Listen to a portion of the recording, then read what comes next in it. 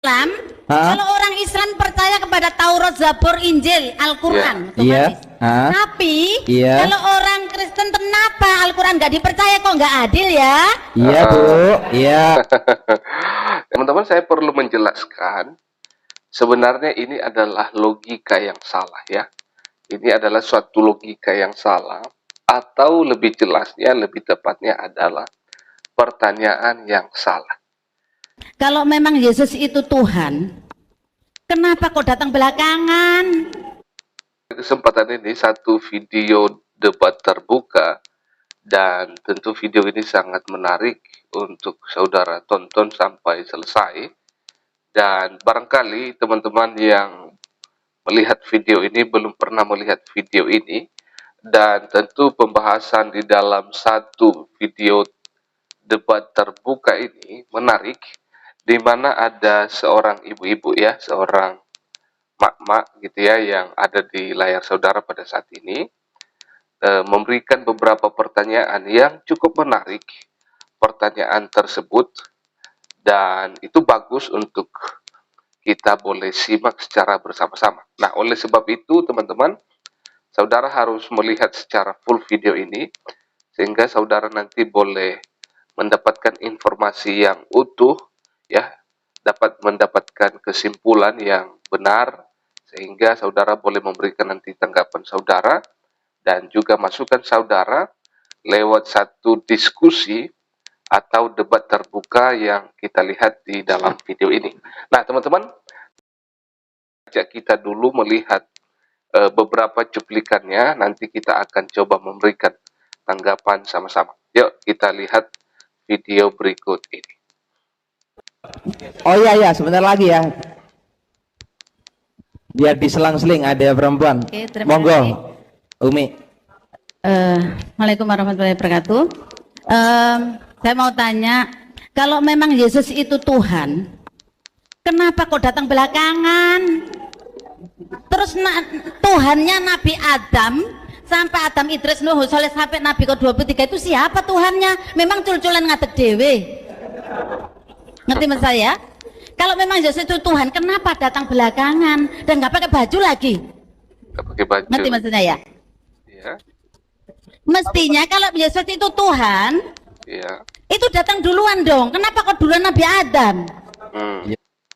Nah, teman-teman, satu pertanyaan yang sangat menarik yang diberikan ya, yang ditanyakan oleh ibu ini, dan nanti ada juga Pak Manurung di sini, salah satu narasumber dari Kristen, akan menjelaskan ya secara detail mengapa Yesus itu disebut sebagai Tuhan, padahal datangnya belakangan seperti itu, bukan datangnya lebih dahulu seperti itu. Nah, satu ayat firman Tuhan terlebih dahulu akan saya sampaikan kepada kita, pendahuluan saja.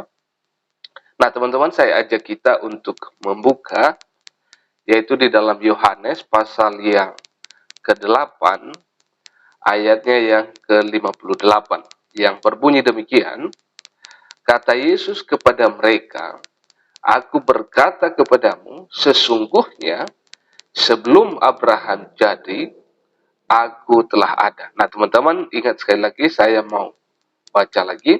Kata Yesus kepada mereka, aku berkata kepadamu, sesungguhnya sebelum Abraham jadi, aku telah ada. Nah, ini sesuatu hal yang menarik, di mana pada saat Tuhan Yesus telah hadir di tengah-tengah, yaitu orang Yahudi pada saat itu, maka Tuhan Yesus menyampaikan kepada mereka, ya, kepada orang-orang Yahudi, kepada orang-orang Israel pada saat itu, di sini dikatakan bahwa aku berkata kepadamu sebelum Abraham ada. Jadi yang artinya bahwa Abraham ini tertulis di dalam perjanjian lama, dan itu ribuan tahun setelah Abraham ada dan meninggal, barulah yaitu Tuhan Yesus muncul di dalam perjanjian baru. Itu ribuan tahun. Tetapi Yesus berkata di dalam teks ini kepada orang Yahudi, aku berkata kepadamu sesungguhnya sebelum Abraham jadi, aku telah ada. Itu apa maksudnya? Nah, ini salah satu yang membuktikan bahwa sebelum Abraham ada, bukan saja hanya sebelum Abraham ada, tetapi sebelum Adam ada, atau sebelum dunia ini diciptakan, Tuhan Yesus telah ada. Makanya kalau kita misalnya baca di dalam Kejadian, maupun juga di dalam Yohanes pasal 1 ayat 1, di mana Yesus itu adalah firman, ya. Yesus itu adalah firman yang telah berinkarnasi, ya, mengambil wujud, ya, manusia yang sempurna. Nah, seperti itu. Nah, teman-teman, nanti akan Pak Manurung, narasumber Kristen, akan menjelaskan detail hal ini, gitu ya. Nah, coba kita lanjut lagi melihat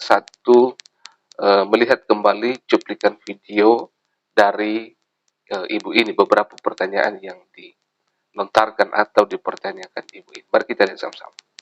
Terus Yesus dianggap Tuhan, alasannya karena nggak punya bapak. Nabi Adam lebih berhak nggak punya bapak dan ibu dong. Iya Bu, iya. Saya paham Bu, tapi kalau marah-marah jangan di depan saya Bu. Santai Bu.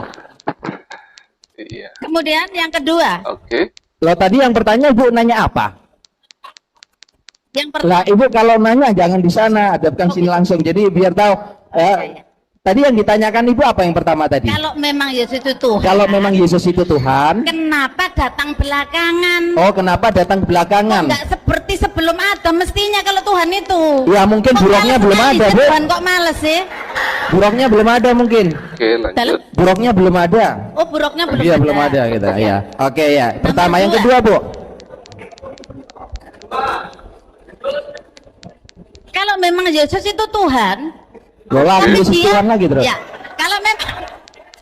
kalau memang Yesus itu Tuhan, Iya. Yesus menerima kitab Injil dari mana? Tuhan menerima dari mana? Tuhan kok menerima dari langit? Loh, langit itu siapa? Loh, ngerti maksud saya?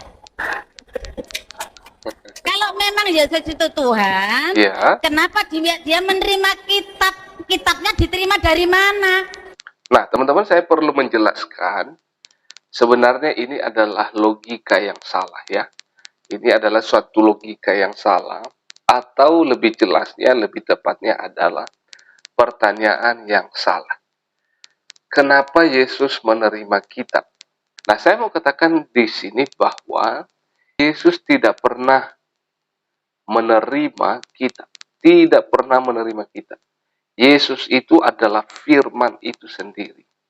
Jadi, Yesus tidak pernah menerima kitab seperti saudara-saudara kita sebelah, ya, yang di mana mereka menerima kitab, ya, langsung dari langit gitu, ya, langsung dari Tuhan seperti itu. Nah, kita berbeda dengan orang Kristen. Tuhan Yesus tidak pernah menerima kitab, ya. Dia adalah firman itu sendiri. Ini sangat jelas, ya. Dia adalah firman itu sendiri. Oke? Kita lanjut. Berarti dari Tuhan Allah toh? Ngerti maksudnya ya? Iya. Berapa Bu yang ditanyakan Bu? Ada Oke, silakan. jadi banyak-banyak Bu. kalau orang Islam, Hah? kalau orang Islam percaya kepada Taurat, Zabur, Injil, Al-Qur'an, Iya. otomatis. Hah? Tapi Iya. kalau orang Kristen kenapa Al-Qur'an nggak dipercaya, kok nggak adil ya? Iya Bu. Iya. Nah, ini menarik, guys. Ini menarik, ya. Memang orang-orang Islam atau saudara kita orang Islam, mereka mempercayai 4 kitab, ya. Ada Zabur gitu, ya, ada Injil, ada Taurat, dan yang keempat adalah ada Al-Qur'an. Jadi 4 kitab ini mereka menerima hal demikian. Tetapi orang Kristen sama sekali tidak mempercayai atau tidak mengimani yaitu kitab yang terakhir yang dipercayai oleh saudara kita orang Islam. Nah, tentu ini adalah sesuatu hal yang diprotes ibu ini. Ngapa? Itu tidak adil, ya. Kami mempercayai kitab saudara, gitu, ya. Tetapi kalian tidak mempercayai kitab kami. Nah, tentu alasan-alasannya adalah banyak, ya. Banyak alasan-alasannya mengapa kita tidak mempercayai, gitu, ya. Ya, salah satunya adalah karena memang kita punya kitab sendiri seperti itu, ya. Oke. Nanti teman-teman boleh memberikan masukan saudara atau tanggapan saudara lewat satu pertanyaan ibu ini. Mengapa orang Kristen atau kita sebagai orang Kristen tidak mempercayai kitab terakhir ya yang saya sebutkan tadi, tidak mempercayai atau tidak beriman kepada kitab itu ya. Kita tidak menjalankan ya apa yang dikatakan atau yang diimani oleh saudara kita orang Islam. Oke? Saudara boleh memberikan jawaban itu. Oke, kita lanjut lagi guys. Kita lihat apa yang dipertanyakan oleh ibu ini. Ya. Makasih Bu. Ya Bu, udah Bu ya. Kalau memang ya kurang satu lagi. Ya. Banyak nggak apa-apa Bu. Banyak nggak apa-apa. Adakah? Nggak apa-apa. Kalau 1 jam nggak apa-apa ya. Iya terus Bu. Kalau dalam Al-Quran, inna nahnu nazzalna dzikra wa inna lahu lahafizun. Kamilah kata Allah yang menurunkan Al-Quran dan kamilah yang menjaga keasliannya. Apa di ayat Anda ada? Ya. Ibu sudah jadi ustadzah tadi itu. Apa di ayat itu ada? Iya. Dan ada Kak. Kalau di dalam Islam jutaan orang yang hafal Al-Quran sehingga ketika ada salah, ada kekeliruan bisa diperbaiki. Iya, oke Bu. Dibenarkan. Terima kasih Tetapi Bu di ya. situ apakah ada yang hafal kitab Injil? Iya.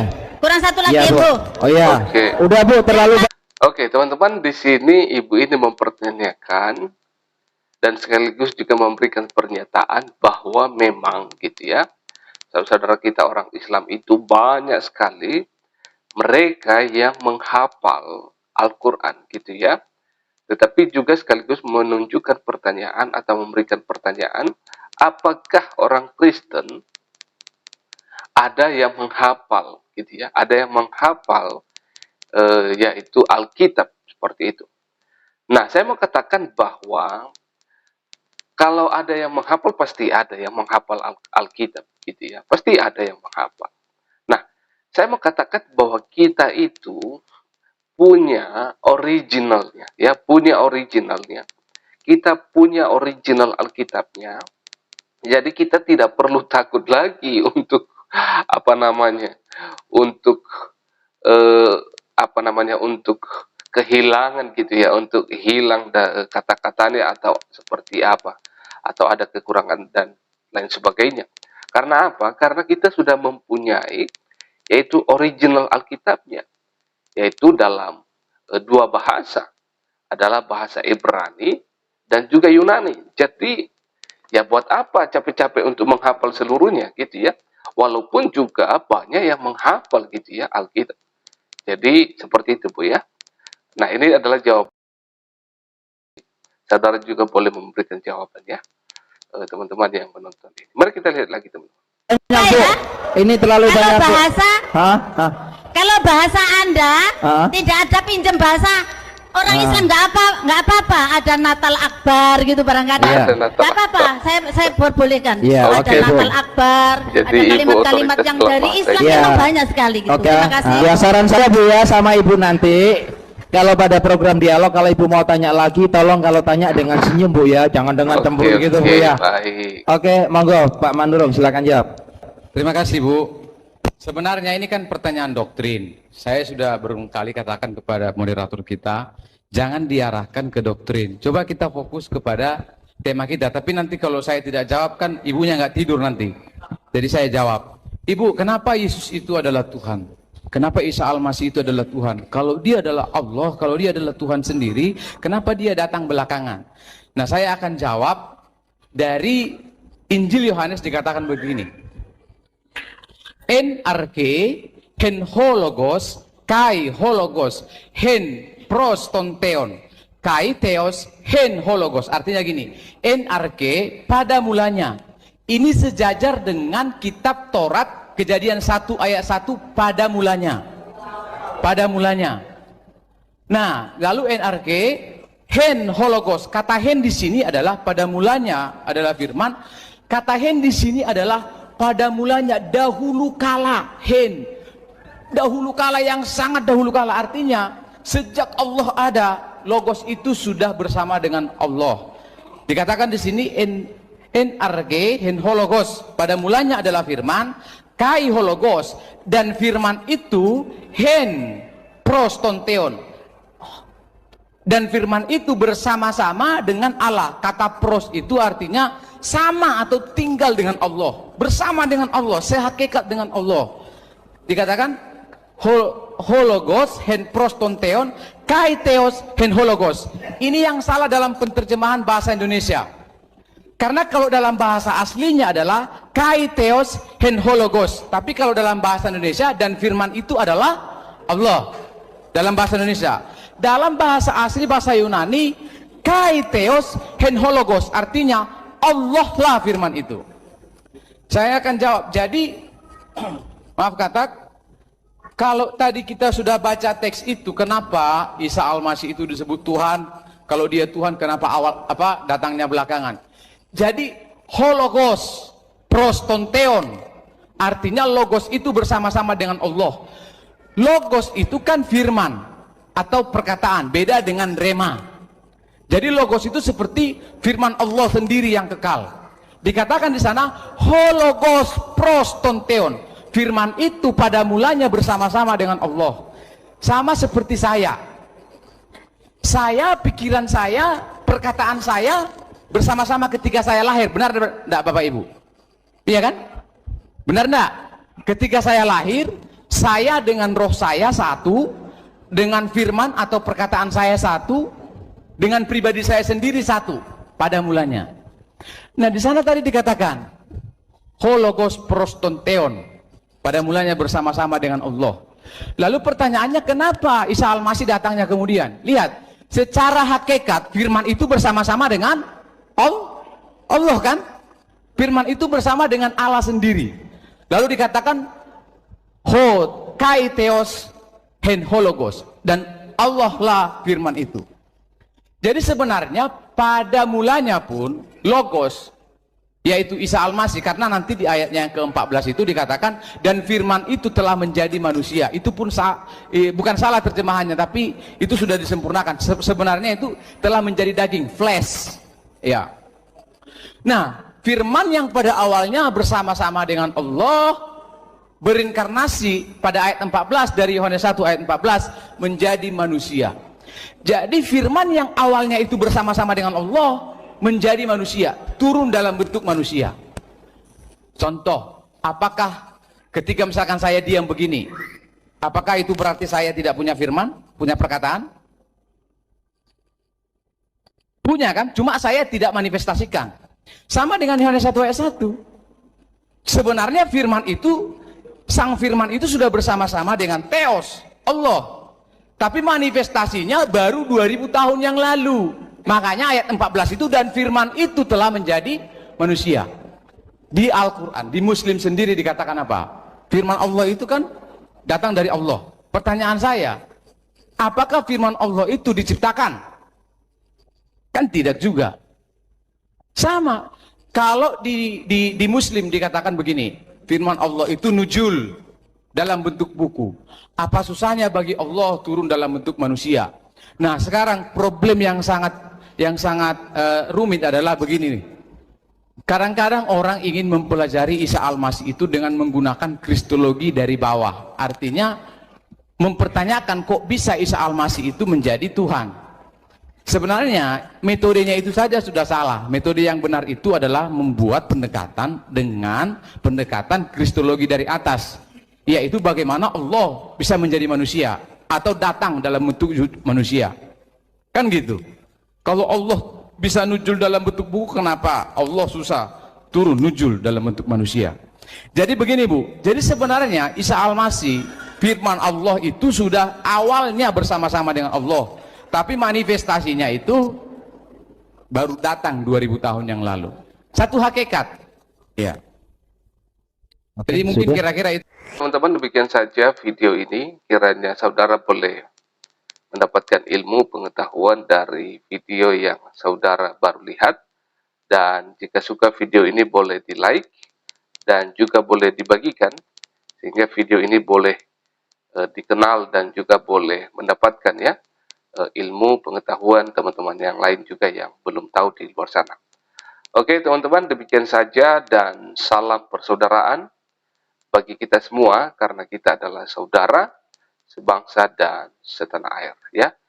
salam sejahtera, dan kita terus junjung tinggi toleransi, dan kita terus saling mengasihi satu dengan yang lain. Oke, terima kasih. Kiranya Tuhan terus menolong dan memberkati kita. Shalom.